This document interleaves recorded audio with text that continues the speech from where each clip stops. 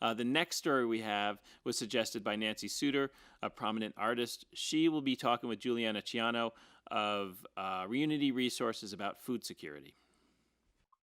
Thanks, Jason. I'm here in my studio right down the road from Reunity Farms. Tajinder and Juliana Ciano are running Reunity Farms in the tradition of John Stevenson. The farm is at yet San Ysidro Crossing and grows food to sell at their farm stand, but even more importantly to their mission. They grow and distribute food to help people in need. Juliana, how are things at the farm and how are you holding up in the time of COVID-19?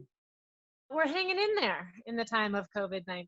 It's not easy. I think everyone is improvising and pivoting as best they can every day as the situation changes, but we're doing our best. And I think one of the best things, one of the silver linings, is that this crisis situation has led to a lot of exciting collaborations.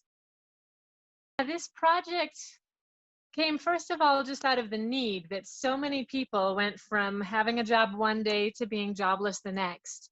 And while there are many fabulous resources in town, like the Food Depot, Bienvenidos Outreach, many food sources, not everybody can get to those resources. And so in a conversation with communities and schools, we learned that they were identifying families that were unable to access other food resources.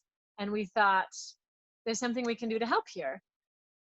Given the nature of spring produce, and that it's not that hardy, onion, squash that we think of in August and September that's easy to just put in a bag and lots of people know how to cook it.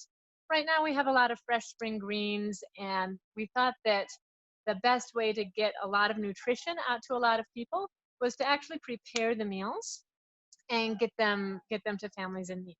So we've been donating food that we grow to both Cafecito and also as we grow in capacity, YouthWorks culinary team has come on board, and they are preparing really nutritious, really delicious meals and then freezing and packaging them. And then we're bringing these to the communities and schools team, who's creating a weekly distribution along with some dry goods from the Food Depot and other hygiene, school supplies, etc. So it's really been a beautiful weaving of different efforts and organizations to support families that have been identified as, as in need and without access to other supports.